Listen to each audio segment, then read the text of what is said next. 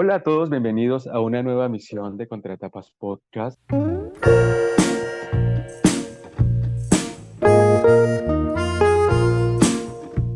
Mi nombre es Yamit Zuluaga y como en todas las oportunidades me acompaña. Florencia Puddington, hola Jam, ¿cómo estás? Hola Flor, pues muy emocionado por estar ya en nuestra última entrega de este ciclo dedicado a la literatura japonesa. Nosotros un poco vírgenes en el género, pero bueno, hemos tenido invitados muy especiales que nos han sabido ampliar la perspectiva y contar un poco, ¿no? Cómo se ha venido consumiendo y de pronto qué características hacen a esta especie como de tendencia que está muy de moda, ya lo hemos dicho. Hoy parece que la literatura japonesa, por lo menos aquí en Buenos Aires, está como en boom, ¿no? Uno en las librerías encuentra estantes dedicados exclusivamente a autores japoneses y cada vez rondan más, ¿no? La prensa especializada, la crítica literaria. Y hoy nos acompaña Matías Chiape, que nos propuso el último de los libros del ciclo. Él es profesor de literatura japonesa del Centro de Estudios de Asia y África del Colegio de México. Matías, en principio, pues muchísimas gracias por aceptar la invitación y yo quería empezar preguntándote un poco cómo ha sido tu recorrido y cómo es que llegaste a la literatura y específicamente cómo aterrizaste en la literatura japonesa. Bueno, muchas gracias por invitarme. Para mí es un placer estar aquí, charlar y difundir también, como vos decís, ser parte de este nuevo boom que tiene la literatura japonesa y también una literatura japonesa, vamos a llamarla así, que es mucho más accesible que una literatura japonesa de otros periodos. Y esta novela es un ejemplo muy paradigmático de esto, una novela que nos habla a todos en el mundo, ¿no? Es un protagonista enfrentándose al capitalismo, por llamarlo de alguna manera, o condicionada por el capitalismo. Entonces eso es algo que nos representa a todos y en ese sentido la lectura de la literatura japonesa cambió mucho de los grandes autores de los 50, ¿no? Como Mishima, Kawabata, etcétera, a hoy en día que tenemos una literatura como esta que vamos a charlar. En cuanto a mi acercamiento a Japón, voy a ser muy breve porque fue un largo camino, pero básicamente empezó porque yo me interesé en el japonés. Yo empecé a estudiar japonés hace como 15 años y a partir de ahí, bueno, me introduje en la literatura japonesa, en el cine. Hice una maestría en estudios de Japón y luego un doctorado en Japón. Yo viví 7 años en Tokio, donde en el tiempo en el cual hice un doctorado y después trabajé unos años en algunas universidades. Así que bueno, ese ha sido básicamente mi camino y ahora, bueno, doy clases aquí en México, ¿no? De literatura japonesa justamente. Matías, Vale. y una cosa me quedo con algo que vos venías diciendo. Vos también notás este boom entonces, ¿no? Efectivamente, esto que nosotros vemos, que de repente los estantes de las librerías se llenan de autores, es como un boom silencioso, ¿no? Pero empezaron a aparecer un montón de autores de... Yo no me atrevo a decir japoneses, creo que son casi todos japoneses, pero también me estiro a asiáticos tal vez, o orientales, no sé si chinos también, pero llama la atención, ¿no? Aparecen en las librerías como de golpe un montón de autores que no son los típicos, Murakami, no sé. Aparecieron otros autores, nombres que son menos conocidos, con portadas lindas, como como el que nos toca hoy, pero quiero decir, es llamativo. Y también me preguntaba si tiene un poco que ver con bueno, esto que decís vos, que es una literatura ahora más accesible que antes. Tal vez tenga que ver con eso. Sí, yo creo que esa es una explicación, ¿no? Me parece que es una literatura mucho más accesible a un público lector más global o mundializado. Y Murakami fue dentro de esto como digamos, fue una bisagra dentro de esta literatura un poco anterior, que era más japonesa, en donde los lectores buscaban algo más japonés justamente. Y hoy en día me parece que los lectores capaz buscamos más bien con qué representarnos o qué identificarnos de este Japón que estamos leyendo. No tanto la diferencia, como se leía antes, como más bien una identificación. En este cambio de estos últimos 50, 70 años, bueno, Murakami ofició un poco como transición dentro de ese proceso, y tenemos todos estos autores nuevos que sí, algunos son japoneses, pero también hay mucha literatura coreana últimamente, por ejemplo. La literatura china tiene algunas dificultades en cuanto a la traducción bueno, por las restricciones, sobre todo que tiene el Estado chino para vender derechos, una serie de cuestiones políticas distintas. Así que bueno, esta sería así una explicación, ¿no? El contenido es mucho más accesible para los lectores a nivel universal. Y una segunda explicación creo que tiene que ver con el aumento de los traductores. Antes era mucho más difícil que una persona como yo estudiara japonés, había menos escuelas, o de japonés, coreano, chino. Ahora hay muchísimas escuelas de idioma, muchísimas herramientas online para aprender la lengua, muchísimas herramientas online para traducir también. Muchos traductores no son digo, yo soy un profesor de literatura japonesa y creo que hay 2 puestos como el mío en toda Hispanoamérica. Entonces digamos, es difícil un especialista de este estilo. Pero por suerte ahora no solamente tenemos traductores que tienen que estar en estos puestos para traducir, al contrario, hay mucha gente que traduce desde otros espacios, que son excelentes traductores y escritores, y eso bueno, ha hecho que la literatura japonesa barra asiática prolifere también, ¿no? En todos lados. Sí, yo por ahí también lo pensaba en este asunto de que también es generacional, ¿no? Hoy no solamente la novela japonesa es un boom, sino que un montón de productos culturales muy refinados de ese lado del mundo pegan mucho, ¿no? Yo creo que es como con el tipo de personalidad que hoy cierta masa juvenil busca, ¿no? Por ejemplo, el manga, por ejemplo, Mm. los cómics, ¿no? El dibujo, la pintura, ya incluso hasta el poema, ¿no? Esos poemitas, ¿cómo se llama? Haiku, que son Ay, así chiquitos, ¿no? Que incluso emulan un poco esta cuestión del Twitter, ¿no? Una brevedad así como muy extrema.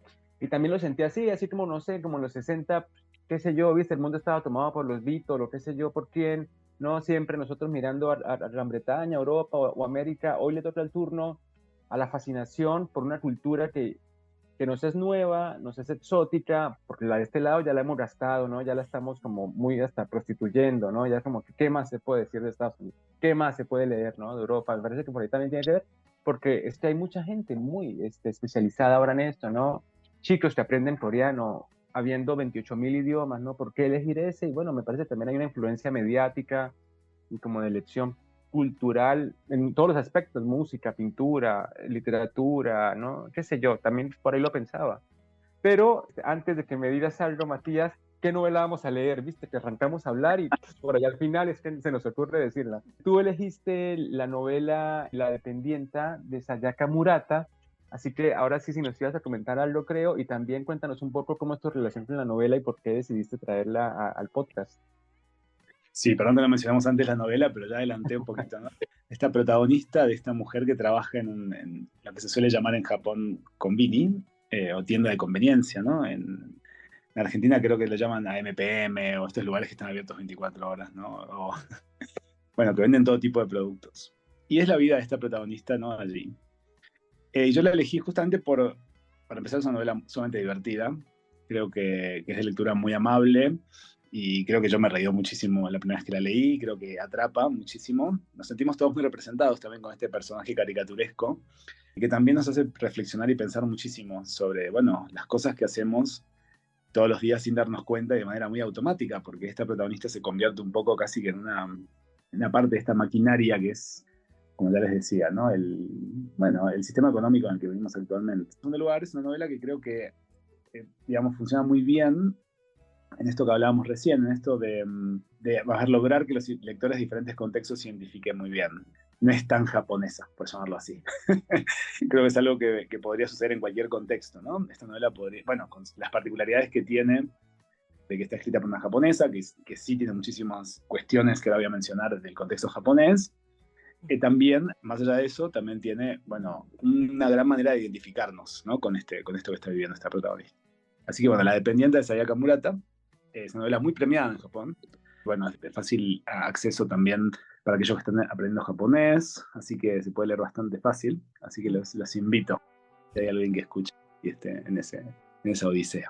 También tiene una cuestión que me parece muy actual, que es la cuestión de, bueno, la protagonista no se dice explícitamente, pero pareciera tener algo similar a un Asperger, ¿no? Alguna cuestión mental o psicológica, psiquiátrica, porque me hace acordar mucho a, por ejemplo, el curioso incidente del perro a medianoche, o mismo ¿cómo se llama? La serie esta que de Netflix, que también hay un chico con, bueno, no me sale ahora, pero digamos, es como un tema que está un poco presente también en la actualidad, todo lo que tiene que ver con estos trastornos de los que no se hablaba hasta hace poco y que de repente ahora con la cuestión del bullying y digamos hay como un enfoque como más, bueno, todas las variantes del autismo, ¿no? Creo que se le dice como que es un espectro. Bueno, y que son temas que se empezaron a discutir y se empezaron a charlar ahora y como cuál es el modo en el que tenemos que interactuar con estas personas y cómo también nada, incorporarlos en la vida social. Entonces también en ese sentido me pareció un poco internacional el tema, porque es algo que está en discusión, por ahí por la serie de Netflix, pero en general es como que de repente también es un tema que aparece una y otra vez en, no sé, en los tópicos, en los temas de interés general de los diarios, digo yo, ¿no? Definitivamente, yo he visto esta novela en mis clases y también en algunos cursos de literatura japonesa que ven en otros contextos. Uno se va a dar online, así que luego les mando la publicidad. Y este es un tema que siempre surge, ¿no? Porque, para empezar, porque voy a ser políticamente incorrecto, acabo haciendo lo que voy a decir.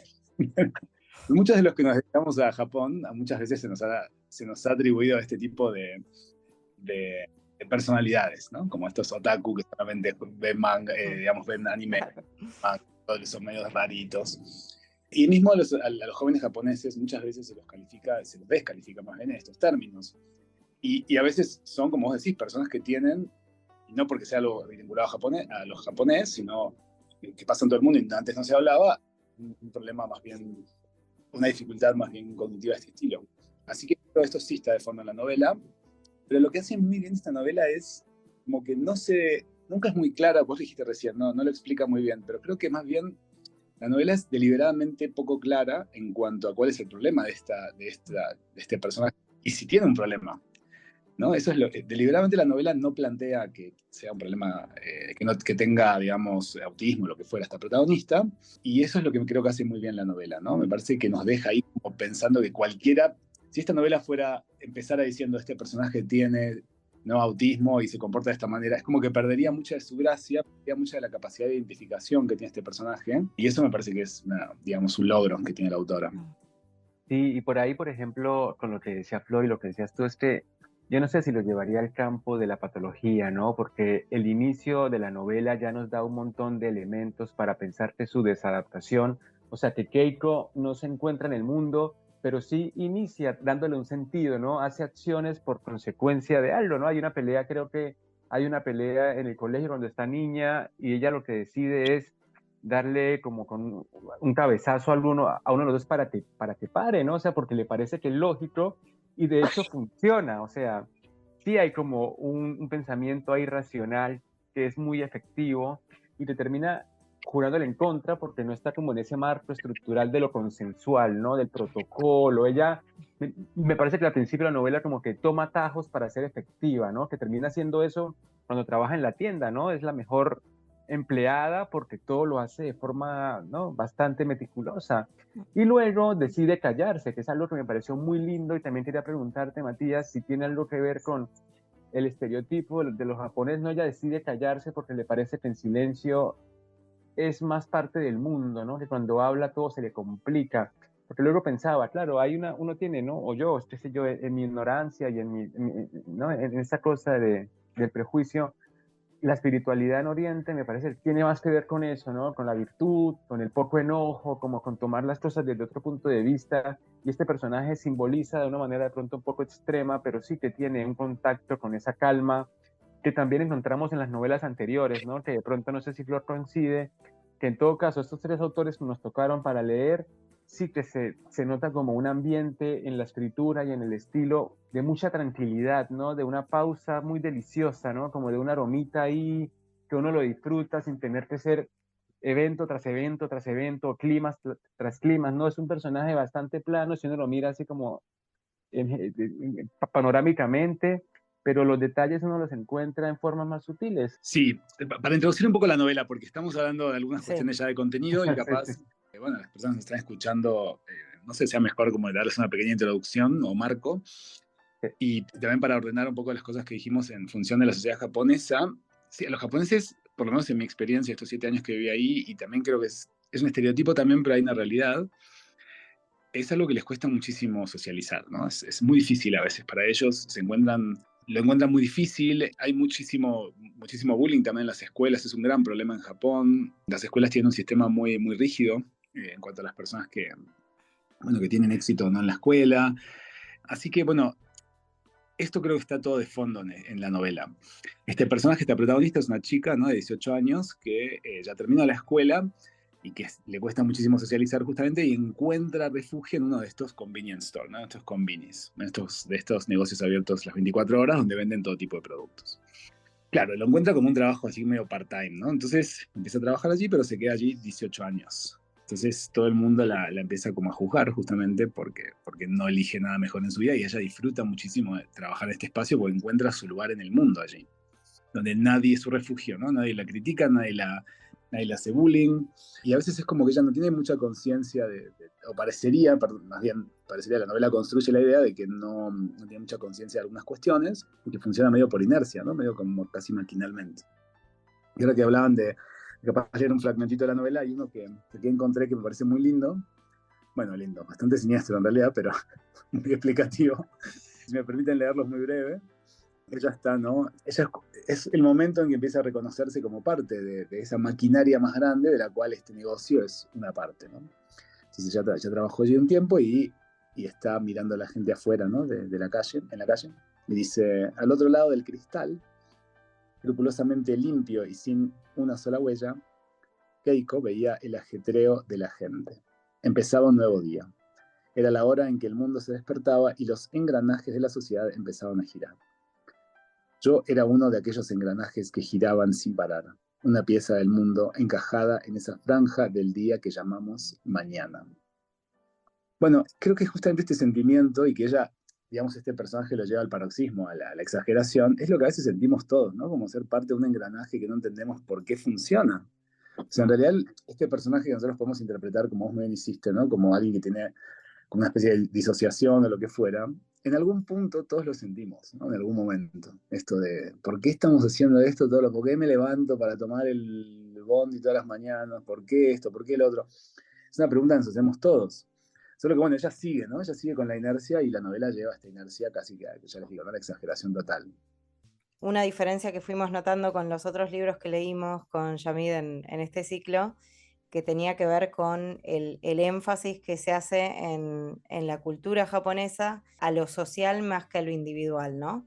Entonces, nada, lo habíamos visto en otros libros, y yo me fui de vacaciones una vez a Japón y también me llamaba la atención esta atención constante a los otros que hay desde... Yo fui antes de la pandemia y todo, y me llamaba mucho la atención, por ejemplo, el tema del barbijo cuando estás resfriado para no resfriar al otro, o sea, ese cuidado constante del otro y de los demás, y de no dañar a la sociedad. Y eso aparece acá bastante también, esta idea, porque lo que le reprochan a ella es que no sea útil, ¿no? O sea, el temor es qué va a pasar cuando yo deje de ser útil, o si estoy siendo lo suficientemente útil para mi sociedad, o si no debería estar engendrando hijos para, no sé, continuar la reproducción de... No, pero está todo el tiempo lo social puesto por delante del individuo. Entonces yo me preguntaba también si no era, digamos, no sé, el perfil de esta chica, sea algo psiquiátrico diagnosticado o no, no importa, si no era especialmente difícil en un contexto en el que pertenecer a un engranaje, como ella misma dice, es algo que todo el mundo está prestándole atención. Porque yo pensaba en el contexto de Argentina, crisis, hoy, en la actualidad, no sé hasta qué punto estará este tema de dónde trabaja, cuánto tiempo trabaja, cuántas horas trabaja. Creo que eh, no sé si está no sé, habrá que ver los contextos, ¿no? Pero me parece que es una sociedad en la que la utilidad de los individuos para el bien común es algo que es muy importante, ¿no? O más importante que en la Sí, mirada occidental. sí, no, tenés totalmente razón en lo que estás diciendo, y esto la novela creo que lo trabaja muy bien, porque uno imagina Japón como un lugar, ¿no? Tenemos este imaginario del Japón de otra época. Un Japón que le iba muy bien en los 70, hasta los 70 Japón venía creciendo así como a un 10% anual, una especie de lo que se llamó el milagro económico japonés, pero eso terminó en los 70, 80. Y de hecho Japón durante todos los 90 y los 2000 no tuvo crecimiento económico casi. Tuvo digamos, un estancamiento económico muy fuerte que generó un montón de lo que se suelen llamar como trabajos, bueno, de tiempo part-time, bueno, trabajo precarizado, básicamente, ¿no? Entonces, la sociedad japonesa de repente se encontró desde los 90 en adelante, además con el neoliberalismo a nivel mundial, se encontró con bueno, con un montón de cosas que antes no eran un problema, ¿no? Antes en la sociedad japonesa uno tenía un trabajo en una empresa que era de por vida y había una estabilidad económica que no requería que la gente trabajara en ciertos trabajos como este, ¿no? Entonces, la visión de la gente estaba más bien la visión que la gente tenía de uno estaba muy condicionada de acuerdo a si uno trabajaba en una empresa o no, si tenía cierto trabajo, si tenía cierto ingreso económico. Y claro, este personaje marca como otro Japón, ¿no? Y está poniendo, como, digamos, en primer plano ese problema. Cómo hay un nuevo Japón con ciertos problemas económicos, con ciertas dificultades económicas, que hace que el viejo Japón lo mire así como despectivamente, ¿no? Como vos decís, pero vos qué estás haciendo, ¿no? Para la sociedad. Finalmente sos un que tiene hijos, que no estás aportando nada, ¿no? Como está esa crítica. Así que es como que ese también es un problema que está de fondo en la novela. Me parece que eso es muy interesante también. Bueno, lo interesante también es que lo hace de manera humorística. A mí me parece que si esta novela fuera así como tan seria sobre este asunto, me parece que sería un poco pesado, ¿no? Me parece. No sé qué les parece a ustedes, pero justamente está criticando un Japón, más bien a la negación de que existe un Japón por mucha parte de la sociedad japonesa, ¿no? Como no quieren darse cuenta capaz de que Japón no es ya ese lugar, esa panacea económica que fue en otros tiempos, y bueno, hay gente que capaz no lo quiere ver, ¿no? De la sociedad actual japonesa. Ahora, también es cierto que hay una gran presión social de parte de los japoneses, un grupo de los japoneses, hacia sus hijos, bueno, digamos, está la idea de que la gente tiene que ser de un modo, sobre todo las mujeres. Mira, te voy a contar una palabra que existe en Japón y que aplica muy bien a esta novela, que es make inu. Make inu significa literalmente, así literalmente, perra perdedora. Es una perra, digamos, pero no tiene que ver con lo sexualizado, sino más bien viene de una tradición de pelea de perros, ¿no? Justamente, se pelean dos perras, y se vienen a pelear dos perras, y ese término viene de esa pelea, pero hoy en día se utiliza para las mujeres de más de 30 que no tienen hijos. Básicamente es un término que se utiliza. Keiko Furukura sería una de estas perras perdedoras, así literalmente. Es realmente muy fuerte la presión que sienten sobre todo las mujeres por tener que, bueno, comportarse de cierta manera, tener ciertos ingresos, haberse casado, tener hijos. Es realmente muy fuerte en la sociedad japonesa. Y la presión social es una sociedad que funciona de muchas maneras por ejercer presión sobre los individuos, ¿no? Para que funcionen de cierta manera. Estoy como quitándole toda la ilusión a aquellos que quieren ir a Japón, ya lo sé. Hay un montón de cosas bellísimas, pero creo que esto que vos decías del silencio también, etcétera, sí, uno lo puede interpretar como parte de una cultura, que es cierto, hay toda una tradición en la cultura japonesa vinculada sobre el silencio, sobre no molestar al otro, etcétera, sobre pensar mucho en el otro, pero también la otra faceta de eso es la despersonalización de la gente, ¿no? Justamente, que es lo que sucede en esta novela. La transformación de las personas en casi máquinas, en engranajes de una maquinaria más grande, por no pensar en sí mismos y pensar más en el otro, ¿no? Capaz. Son dos caras de una misma moneda, ¿no? Una muy negativa y una capaz más filosófica, poética, estética, lo que fuera. Sí, yo también lo pensaba, eso que decías por ahí, que allá no, el trabajo y la utilidad está muy vinculada a la moral, ¿no? O sea, los padres un poco de Keiko se sienten, o se da a entender que se sienten un poco defraudados porque su hija no es, ¿no? Lo que se espera que sea, ¿no? Incluso su trabajo, no siendo un mal trabajo, porque ciertamente, aunque no persiguió una carrera más interesante, le permite vivir dignamente, independientemente, de forma autónoma, es mal visto, ¿no? Es no mal visto por no querer más. Y a mí eso me pareció como recontra mega chocante porque entonces ahí me ponía en juicio qué es la normalidad para cada sociedad. Porque sí que se habla muchísimo, ¿no? Hay de hecho varios fragmentos, uno de ellos es, la tienda es un lugar que normaliza la fuerza, así que pronto te arreglará. Pensé mientras observaba a Chiraja que se cambiaba remoloneando.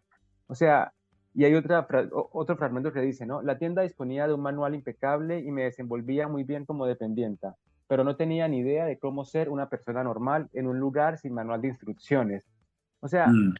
esta cuestión, ¿no? De que el encaje está como tan estricto, la caja está tan finamente tallada, que Keiko no tiene otra posibilidad. Y en comparación acá, viste, por ejemplo, en Argentina, no sé, en México, acá uno puede ser casi cualquier cosa, viste, casi un desempleado, como decía Flor, que eso no está vinculado a su valor como persona o a su valor como ser existente o como digno de una mirada igualitaria, ¿no? Y de pronto acá sí se ve, y tú decías humor, Y a mí me parece que el humor va, pero el humor siempre cae en la tristeza, ¿no? Siempre yo estaba leyendo bastante deprimido a esta chica y decía, bueno, no, qué triste uno no tener ambición y ser juzgado por ello, ¿no? Porque tampoco todos vamos a tener que ser presidentes de un país o astronautas, ¿no?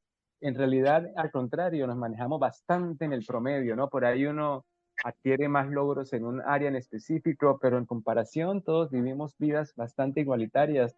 Y no sé, yo decía, bueno, pero esta chica es el promedio, ¿no? Por qué siendo lo normal se pregunta por lo normal que es inusual, ¿no? Que son sus amigas, que tienen hijos por montones y que tienen esposos y que, no sé, ahí como que sí se ponía como en contexto qué es normal y para quién, ¿no? De pronto Keiko acá en Argentina la estuviera pasando, pero fenomenal. No, claro. Y de hecho, mira, te voy a contar una confidencia, pero los japoneses que se mudan a Latinoamérica no quieren volver. Porque es una sociedad muy, muy, digo, y muchos no nos quedamos a vivir en Japón también deliberadamente por la dificultad que implica ajustarse a ese sistema. Hay cierto orden que requiere de cierta, bueno, digamos, de cierto control de alguna manera, y de cierto control de los individuos y ya les digo, de la manera en que uno puede desarrollarse, ¿no? A como uno quiera, siguiendo sus propios deseos, ¿no? Eso en Japón está de alguna manera muy regulado, no tanto por el Estado, sino por una cultura ya muy establecida, ¿no? Aunque hay leyes también que regulan muchísimo, bueno, ciertos comportamientos, etcétera. Pero ya hay una cultura, ¿no? Que como vos decías también, María Florencia, viene a como está sostenida por un énfasis puesto en lo social, en lo grupal. Eso también está respaldado por un discurso que viene ya de lo que fue el Imperio de Japón durante la guerra y antes. Entonces es como que son muchísimas cosas que confluyen en una sociedad en la cual personas con ciertas ambiciones personales que están en desajuste con las necesidades sociales chocan, ¿no? Y esta novela viene a poner un protagonista que está perdido en esa situación, ¿no? Está perdida más bien en esa situación, bueno, que prefiere quedarse en este lugar de refugio que es este convini, esta tienda de conveniencia, porque todo lo demás le parece, ¿no? Como que esta gente que me está queriendo imponer de todo. Ahora, lo gracioso y lo interesante de esta novela es que el único refugio de ese deber ser, de ese que dirán de la gente, es un lugar donde la explotan 18 horas por día, o no sé cuánto la explotarán, no me acuerdo ahora cuánto trabajaba por día Kay con el Convini, pero eso es lo gracioso de la novela, ¿no? Que el lugar de refugio también es un lugar súper siniestro. Este Convini es lo peor que puede haber ya les digo, el sistema capitalista, ¿no? Y esto es algo muy, muy frecuente ahora en la literatura contemporánea japonesa, de poner estos protagonistas que están enfrentados, jóvenes sobre todo, enfrentados a, bueno, ciertas facetas del capitalismo contemporáneo, ¿no? Una de las últimas novelas que ganó el premio Akutagawa, que es el premio más importante de Japón, literario, que lo ganó esta novela que estamos leyendo, que estamos discutiendo. El premio Akutagawa, les decía, lo ganó hace poco una novela llamada Black Box, así en transliteración en inglés, Black Box, ¿no? Sería la traducción, no está traducida todavía. Pero esa black box es una caja de Uber. Y el protagonista es un repartidor de Uber, ¿no? Que también tiene estos arranques de violencia porque, claro, estás muy frustrado, ¿no? Ante muchísimas cosas que implica este trabajo. Entonces, parece ser una tendencia, ¿no? Con diferentes perspectivas, porque la otra novela es como mucho más violenta y sangrienta, pero como que está de moda en la nueva literatura japonesa, parecería ser, bueno, poner en escena a estos protagonistas jóvenes que se enfrentan a una serie de cuestiones que antes no surgían tanto en la literatura japonesa. Claro. Así que eso me parece muy interesante, ¿no? También esta novela es como una especie de cambio. Igual me fui así como totalmente me desvié del ¿No? camino de lo que habías dicho. pero, pero bueno, nada, me parece que sí, bueno, está todo esto en juego, ¿no? Que la novela viene como a poner mucho, esto ya les digo, como contradicciones, ¿no? El lugar de refugio es este lugar donde la explotan. El único momento en que ella se escapa de un poco de la psicosis del convini, de yo soy un engranaje, es cuando conoce a este protagonista, perdón, a este tipo, Shiraja, que es lo peor. Vieron que Shiraja es como el machista llevado al paroxismo. Entonces, ahí otra cosa graciosa de la novela, ¿no? El único escape que tiene del engranaje capitalista del convini es un machista total que la saque y la lleve por el camino de la buena madre, ¿no? De fuera. A mí me gusta ese personaje porque es como un contrapunto, porque los dos son unos outsider total, Sí, pero él sí, es como sí, que es sí. muy consciente de, o sea, ella es como que no entiende las reglas y por eso le cuesta seguirlas. Como que eso que uno incorpora naturalmente en el jardín o cuando uno empieza a interactuar con otros en una sociedad y va comprendiendo el código de convivencia, a ella le cuesta, ¿no? Lo tiene que razonar, digamos, o lo tiene que aprender como un reglamento. Y en cambio este pibe es otra la razón. Y eso también te iba a preguntar, porque creo que es muy común estos outsiders, así, esta gente medio... Salen un montón de notas en esos diarios tipo Minuto Uno, de esas, qué sé yo, eh, un chico japonés que estuvo 10 años encerrado en su casa y no quiso salir, ¿no? Como esas historias así de chico japonés que solo comía pizza y no sé, no, esta gente así como que no sé, hasta creo que había un nombre para ese tipo de problemas de gente que no quiere salir de la casa o que está como una Sí, sí, suerte eso, de... ese es un problema súper grave en Japón, se llama hikikomori, Ah, y son jóvenes justamente, sí, que hay como 1 millón más o menos en todo Japón, es un ay, pero es problema una grave. barbaridad de gente esa. Es una Pero también zarpada. es como que también se lo patologizó, volviendo a esta palabra que utilizaste también, y en realidad hay un sistema también atrás que sostiene eso. ¿Por qué estos padres están pagándole a la casa a este tipo que se queda ahí hasta los 40? Algunos que 40 años, tienen 50 años y siguen ahí encerrados. O sea, realmente es, ¿no? Como Sí. un problema digamos, está sostenido por un montón de cuestiones. Esta gente que tenía mucho dinero, ¿no? En los años 70, ya les digo, que podían darse el lujo de pagarle a su hijo una casa y que no trabaje, ¿no? Etcétera. También permitió que surjan este tipo de chicos Claro. que no querían, ¿no? Socializar o lo que fuera, o que le encontraban difícil no socializar. Sí, sí, así que también es un problema grave en Japón esto de cómo socializar. Yo creo que les cuesta muchísimo a los japoneses, por un montón de explicaciones. Hay muchísimas explicaciones de esto, algunas psicológicas, algunas sociales, algunas históricas que tienen que ver, ya les digo, con cómo se condicionó a gran parte de la sociedad japonesa, pero es un problema muy serio en Japón, ¿no? La dificultad que tienen para socializar. Sí. Yo por ahí quería preguntarte también, Matías, porque otro tema que me parece interesante en la novela es como este dibuja un poco a Keiko como una chica asexual, ¿no? O sea, no tiene ningún interés por la sexualidad con nadie. O sea, y también en general la novela tampoco da muchas pinceladas de cierto erotismo que uno sí puede encontrar en otras de forma más cotidiana, ¿no? Tampoco intencional necesariamente. Y por ahí te quería preguntar, ¿cómo se vive en Japón? Porque sí que también uno desde acá, ¿no? Desde acá uno ve el contraste, ¿no? Todos estos dibujos animados hipersexualizados, ¿no? Todo como ese desgaste y esa finura del erotismo, del fetiche, por ahí como, ¿no? Como de estas cuestiones, ¿no? Como esta perfección de la práctica erótica llevada a un montón de niveles y luego tienes a estas personas, como dice Flor, ¿no? Que de repente no están ni siquiera conectadas con el mundo que para uno es habitual, no sé, como para un occidental, ¿viste? Como ver en la televisión a gente enamorándose de manera tradicional y teniendo deseo lujurioso, ¿no? Se vive allá un poco eso y tampoco sé cómo lo regula el Estado, porque sí es cierto que siempre hay ¿no? Hay un nivel cultural, también hay un nivel religioso y un estatal que permite o deja de permitir, ¿no? De pronto, ¿cómo lo pensabas más allá de que la novela, ¿no? Pienso que la protagonista es asexual en Japón de pronto como latinoamericano. Sí, este es otro punto que podemos, así como no se menciona si la protagonista tiene Asperger o es... ay, se me fue la palabra otra vez. Pero tiene alguna de estas, digamos, dificultades cognitivas o no, tampoco se dice en la novela si la protagonista es asexual o no. Se deja como la incógnita, ¿no? Justamente. Pero alguien podría claramente decir esta protagonista es asexual, no tiene ningún tipo de deseo, lo que fuera. No lo podría hasta patologizar también, etcétera, de nuevo. Eh, yo creo que la sociedad japonesa pone otro valor capaz en el sexo, pero también está presente, ¿no? Digo, la gente, los jóvenes, no sé, están todos con las hormonas por cualquier lado, la gente grande también, digo, no es que no pasa. Hay muchas cuestiones que entran en juego sobre esta imagen voy a citar algún diario, Minuto Uno, digamos. Voy a citar, ¿no? Los japoneses no cogen, ¿no? Ese es un titular que podría sacar, ¿no? Una encuesta en Minuto Uno. Y se difunde también esta imagen, ¿no? Hay mucha construcción alrededor de esto, pero la sociedad japonesa finalmente es una sociedad común y corriente, ¿no? Con muchísimas particularidades estructurales que condicionan a la gente, pero la gente también somos seres humanos y tenemos deseos, impulsos y lo que sea.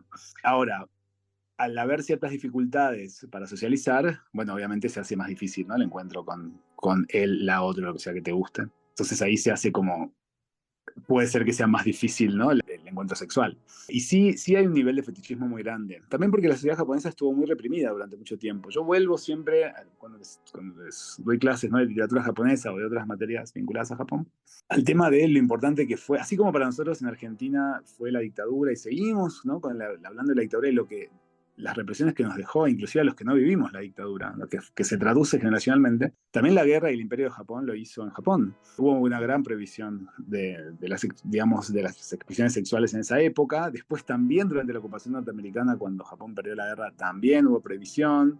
Hoy en día están prohibidas, por ejemplo, las imágenes de los penes, ¿no?, en la pornografía, por ejemplo.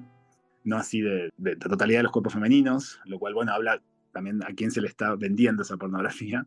Entonces, bueno, hay muchísimas cuestiones, muchas limitaciones que tiene otra historia, otra cultura Japón, que hay que adecuarse también un poco a eso, ¿no? Cómo la gente está condicionada a veces por su propia historia, por su propia cultura, y en este caso, sí, ¿no? Tiene ciertos tabúes la historia y la cultura de Japón que capaz no tenemos nosotros en Argentina, ¿no?, o en otros lados de Latinoamérica. Y volviendo un poquito a lo sexual de este personaje, a mí me interesa mucho, más bien a la identidad sexual, más a la identidad de género de este personaje, que tampoco se identifica como nada, ¿no? Justamente. Es más, si se identifica como algo, es como una, y esto se ve mejor en el japonés, como casi que un animal, ¿no? Ella varias veces repite esto de ser un animal. Ser parte de una especie, ¿no? Casi, sin sexualización. Eso lo repite mucho este personaje. Lo cual me parece muy interesante porque además el título de la novela es Konbini Ningen. Konbini es ¿no?, estos negocios, como ya les decía, y Ningen significa ser humano. Ser humano, ¿no? Ni hombre ni mujer, más bien la traducción de ese ningen sería ser humane, si uno quisiera usar inclusive hoy en día, porque no está justamente, no tiene género, ¿no?, esa palabra, ningen. De hecho, en japonés las palabras no tienen género. Entonces, la traducción primero al inglés, convenience store woman, y después al español, la dependienta, en realidad le está atribuyendo una feminidad a este personaje. Este personaje no se identifica como mujer en ningún momento. Al contrario, está negando casi que su feminidad. Esto es muy interesante porque la novela, algunos críticos la ven como una especie de... Ven a este personaje casi como una rebelde feminista, ¿no? Hay una lectura feminista de esta novela, un sector de la crítica, etcétera. Pero yo creo que es todo lo contrario. Acá justamente la novela está como casi que cuestionando el feminismo un poco, ¿no? Como, bueno, en algunos, no sé, me da esa impresión, no sé si es lo correcto, porque justamente es una novela ambigua que no plantea algo determinado. Pero me da la impresión de que justamente este personaje tampoco se identifica como mujer, ¿no? Está como que se siente parte de una especie sin ningún tipo de sexualización o identidad de género. Y bueno, me parece que la escritora se está preguntando un poquito por eso, ¿no? Como que nos está diciendo, no nos preguntamos todos no nos sentimos un poquito todos así a veces. Estamos tan atravesados hoy en día por el discurso, ¿no? De tenemos que identificarnos de tal manera, tenemos que satisfacer nuestros deseos. ¿Qué pasa cuando no pensamos todos un poquito, a veces, que capaz no tenemos este deseo, no queremos hacer tal cosa, no nos identificamos como tal cosa? Como que también se está un poco cuestionando la obligatoriedad de identificarnos, la obligatoriedad de sentir un deseo. Me parece que eso está un poco de fondo en la novela, ¿no? Me parece que eso se matiza, se trabaja, bueno, se está poniendo como fuente del humor también, creo, no sé, ¿qué les parece? Claro, de hecho, una de las cosas que dice sobre el negocio, ¿cómo es? Convini, es que Convivir. justamente todos los empleados se ponen el uniforme y dejan de ser quienes son y pasan a ser, ¿no? Como acá hay una cosa de neutralizar, porque en un momento Shiraja dice, ¿cómo puede ser que yo esté trabajando en esto? Como diciendo, y ella medio que neutraliza justamente y es su paraíso en el mundo, ¿no? El convenience store ese, lo ama. A mí me encanta también cuando al final habla de una voz, ¿no? Como que hasta lo humaniza al convenience store, justamente, que es lo más despersonalizado que existe, ¿no? Un lugar que está abierto las 24 horas, en el que no hay mucha rotación de personal, los horarios son medio extraños, digamos, ¿no? Es como lo más despersonalizado, ni siquiera es una oficina en la que todo el mundo siempre va la misma gente, ¿no? Es como una cosa medio... Y ella le da este tono medio humano al final de, mirá, el convenience store me está llamando, me está pidiendo que vuelva a trabajar ahí. Sí, Eso me sí, pareció también, divertido. sí, ante la necesidad no es lo que encontró, es como algo así, ¿no? Me parece que se está planteando. No tenía nada más que... Nadie la comprendía, nadie se esforzó por comprenderla tampoco, ¿no? Porque todos están leyendo su vida desde su paradigma, ¿no? Desde su marco teórico, y bueno, vos tenés que tener Claro. hijos, vos tenés que hacer esto, vos tenés que hacer lo otro, y nadie la entendió a ella realmente. Entonces, bueno, me quedo con el Sí. convini, ¿no? Todo así.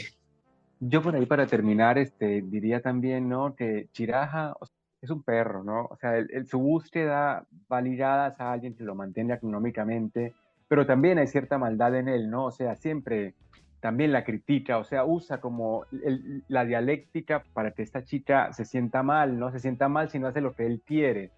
Y en ese único intento de conexión con el mundo, además de la tienda para la que trabaja, le va mal, ¿no? O sea, al final ni siquiera cae en las garras de, o sea, eso es lo que me gusta del personaje, que tú hablabas de esa lectura feminista, ¿no? Y se me ocurrió eso, ¿no? Que de pronto ella elige la soledad y elige como único vínculo social la tienda y por ahí participa en frontados, eventos sociales con amigos, porque bueno, viste, hay que hacerlo en contra de su voluntad, ¿no? O sea, ella sí que configura su vida tal como la quiere y aun cuando intenta ceder al deseo social, ¿no? Al consenso, Tampoco. termina renunciando a ello, ¿no? Termina diciendo esto, no me funciona, la mierda todo, y sigue de dependiente, ¿no? Y de pronto eso me parece un acto súper revolucionario, ¿no? Ser fiel a sí mismo, y también lo decías tú, ¿no? Sin etiquetas, o sea, o solamente usar la que le gusta, que es la de dependiente. Sí, sí, capaz eso, sí, yo me refería más bien a eso, capaz fue un poco complicada mi explicación, lo que quise decir, pero justamente no es una novela que viene a cuestionar casi todos los discursos que nos atraviesan y que nos imponen, ¿no? Lo que debemos ser, hacer, sentir o lo que fuera, ¿no? Y lo hace del humor y me parece que eso, nada, eh, nos atrapa mucho, nos convence mucho a veces de las situaciones, nos hace pensar, ¿no? Justamente qué haríamos en ese lugar. Y sí, finalmente ella termina eligiendo por sí misma. Pero de nuevo, ¿no? Lo también gracioso de la novela es que termina eligiendo y la lleva al peor lugar también, eso, nuevamente al Convini, ¿no? Que como decía María Florencia, es este lugar ¿no? de la deshumanización, la despersonalización. Entonces, bueno, la novela también nos deja como en esa sensación de que no hay escape un poco, ¿no? Que lo tenemos que Sí, tomar con risa porque si no, no sé. sí, tiene Sí, como sí, un sí, sí. poco, el tono también me hace acordar un poco al preferiría no hacerlo de Melville, ¿no? Ah, Como sí, sí. este personaje medio absurdo que su forma de protestar, porque lo curioso del personaje es que parece que las críticas de este Shiraja Kiraja. no le llegan igual, o sea, ella las recibe, lo toma, pero no se siente afectada, nunca se pone a llorar, ¿no? Es como que hay un filtro ahí, que es ese filtro social que todos tenemos, que regulamos nuestro comportamiento porque, no sé, porque ofendemos a otro, o porque no queremos quedar mal, o porque que ella no lo tiene, ¿no? O sea, ella solo tiene como un código interno de supervivencia, de si digo esto me van a como eliminar. Creo que ahí está la cuestión de por qué ama tanto este convenience store, ¿no? Porque parece que tiene un reglamento de cómo comportarse, porque ella sabe lo que está bien y lo que está mal con mucha claridad. Y eso te hace pensar también eso, que las reglas que hemos incorporado en toda nuestra vida a veces son muy complejas, a veces no se entienden. O sea, ¿por qué hacemos ciertas cosas?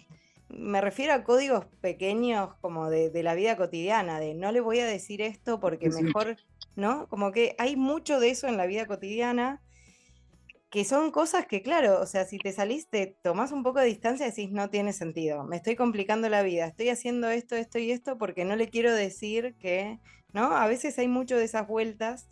Me imagino que en una sociedad tan compleja en donde la comunicación encima es más difícil que la que tenemos acá, que es bastante llana, debe ser como el triple de eso, el triple de obstáculos en la vida, de complicarte la vida porque no podés decir claramente lo que necesitas o lo que no podés hacer o lo que no te gusta hacer o lo que sea, ¿no?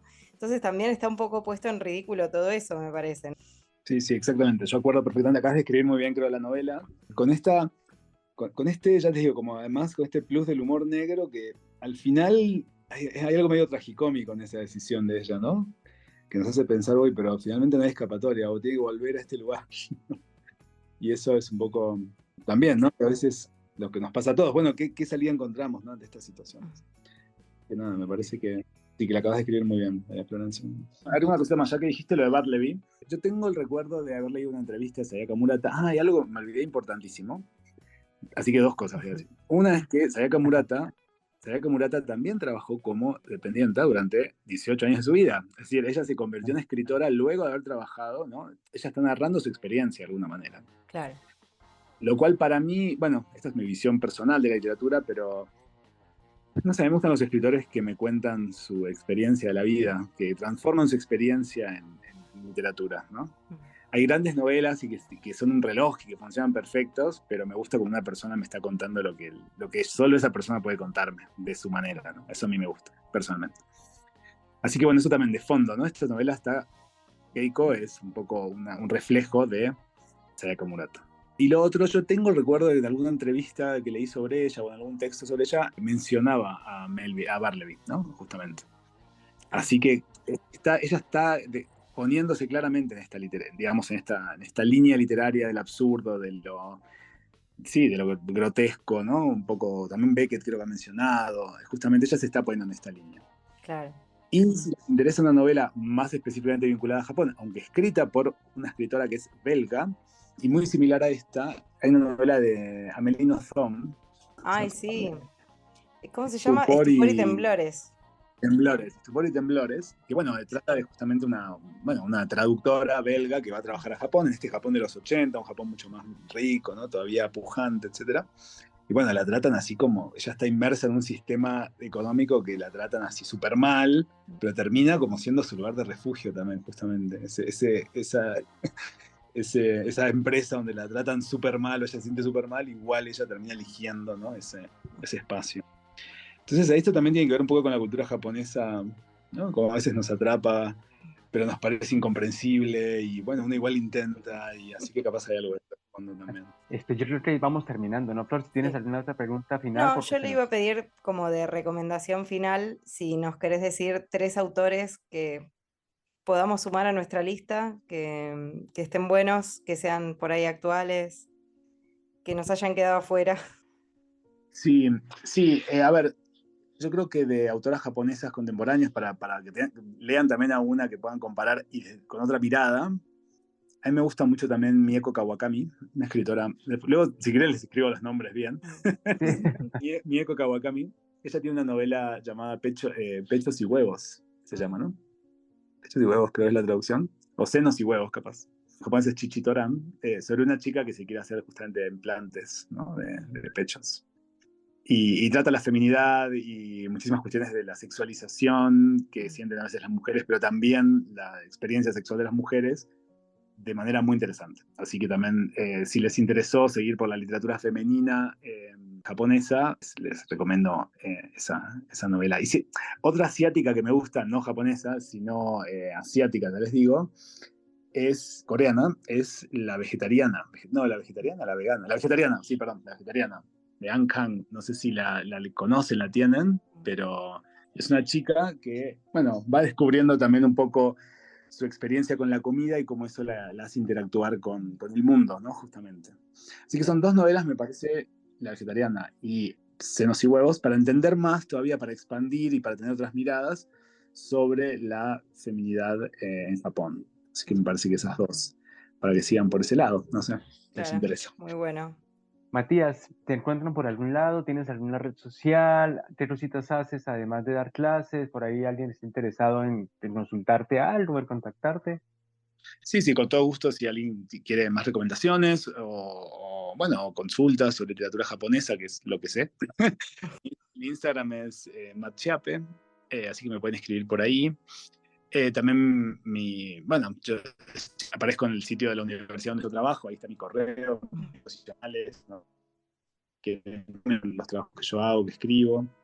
Yo suelo trabajar también con la Fundación Japón en México, hicimos varios eventos, hay varios videos de las actividades que hicimos, hace poco invitamos a una escritora japonesa muy famosa, yo di un curso de literatura con ellos, así que si buscan Fundación Japón en México, y bueno, tienen muchas veces, pero también están que yo hago con ellos, y desde hacer enero, febrero y marzo un club de lectura justamente, vamos a leer 3 novelas de literatura japonesa, específicamente el concepto de máscara, la máscara en la historia y la literatura japonesa. Así que eso yo lo voy a subir en mi Instagram y se los mando después por si les interesa, pero creo que como va a ser online y van a poder participar todos en Hispanoamérica, puede ser interesante. Ah, qué lindo. Vale. Bien. Pues con eso llegamos al programa más largo de los tres, Flor.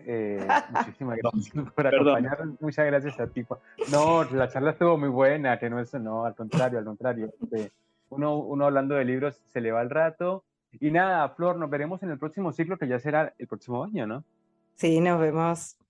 Chau, chau. Y así que ya saben, Contratapas Podcast, Spotify, YouTube, y nos vemos en la próxima. Hasta luego.